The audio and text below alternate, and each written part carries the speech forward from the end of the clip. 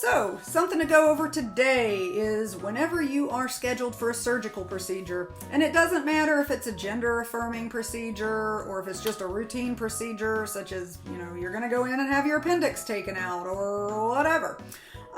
Do you need to stop your hormone therapy, whether it's estrogen or testosterone, before or after the procedure?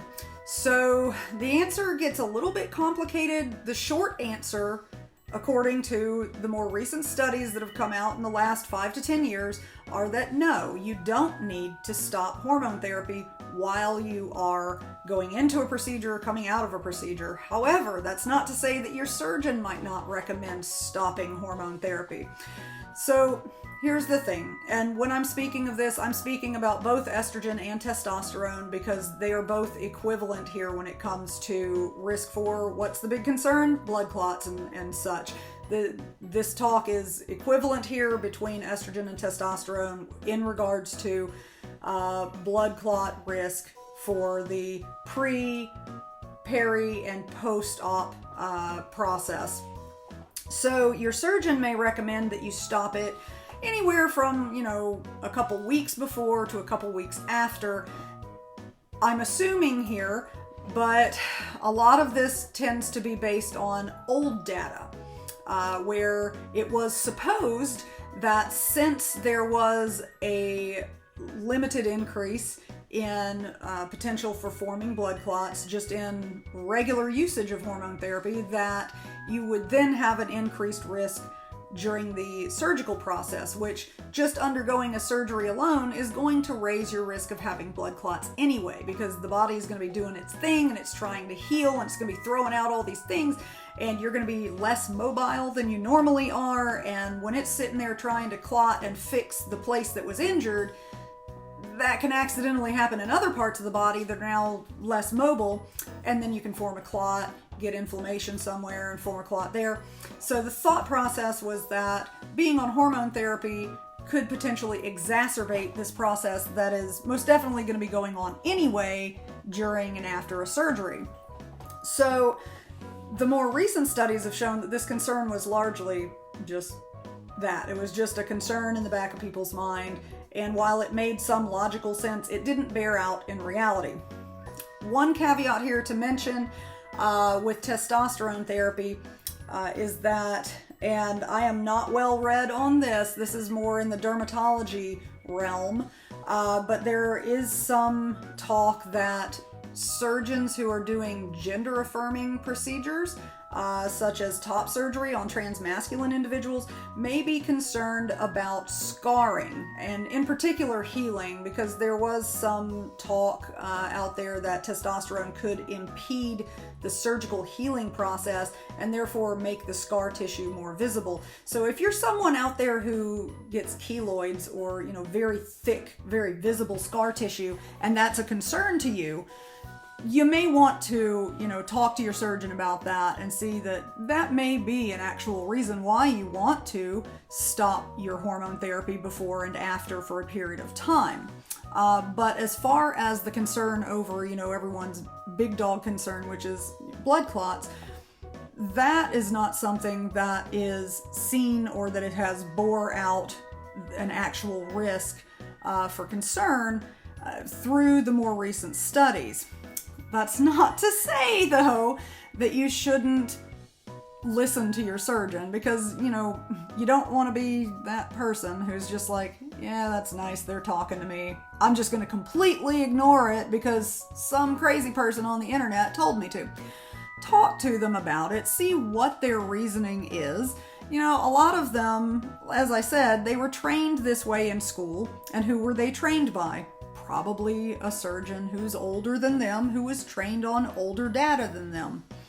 It's not the end of the world to stop hormone therapy during and after a surgical procedure, but a couple things do bear thinking about, because what these more recent studies have shown is that since the clot risk is basically the same whether you're on your hormone therapy or not, the other risks to going off of your hormone therapy are much higher, such as the risks to your mental health, increasing your depression, anxiety, and such. you almost definitely will experience some degree of those coming off of hormone therapy as opposed to staying on it.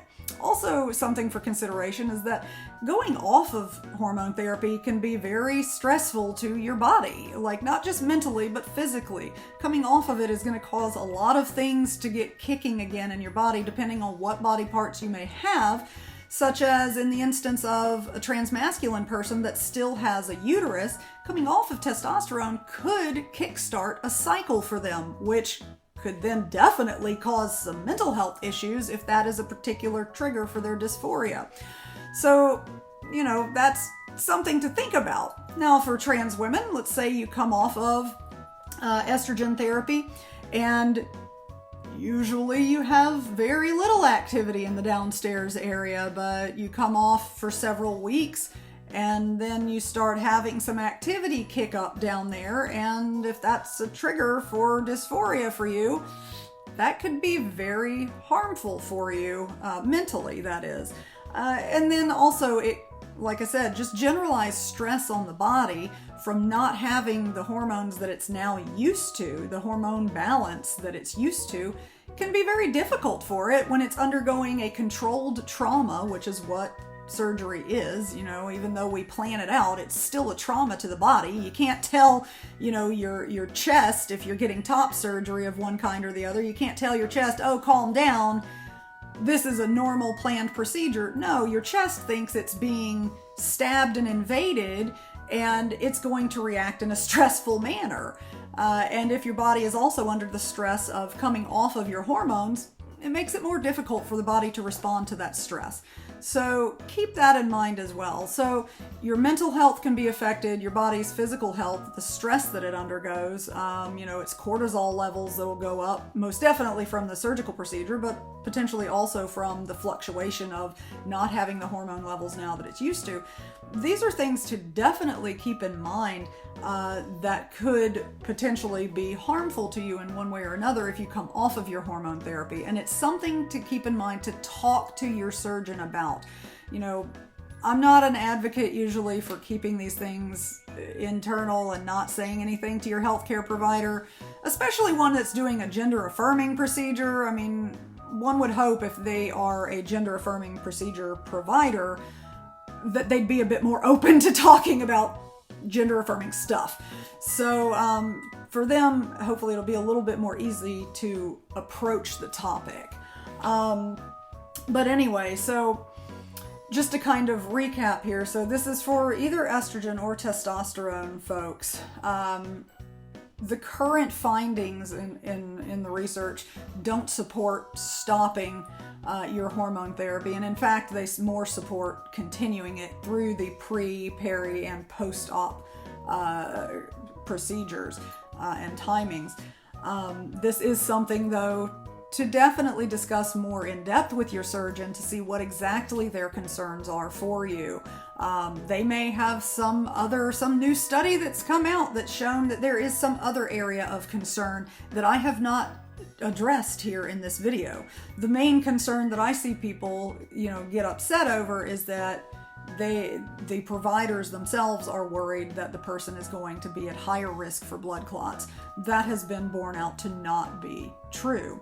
But then again, like I said, in the case of testosterone, if what they are concerned about is scar tissue formation and the actual healing of your skin, that's something that you might want to have a bit more of a conversation about.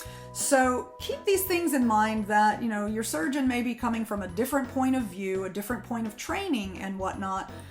As the internist medical provider, I'm looking at it from a strictly, is this a risk of blood clots? Is it a risk for mental health? Is it a risk for other things, medically speaking? And the blood clot risk has not been borne out, but the risk to someone's mental health and or the stress it puts on their body from going off of hormone therapy is a definite real risk that can be visualized and does bear out and is resulted in these studies. So keep all this in mind.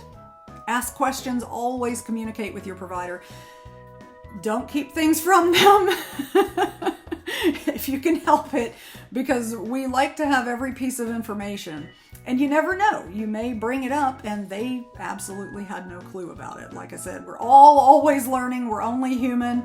And we tend to get through school and, do enough to continue our education, but we may not hear about the latest and greatest on the smaller aspects of our practice.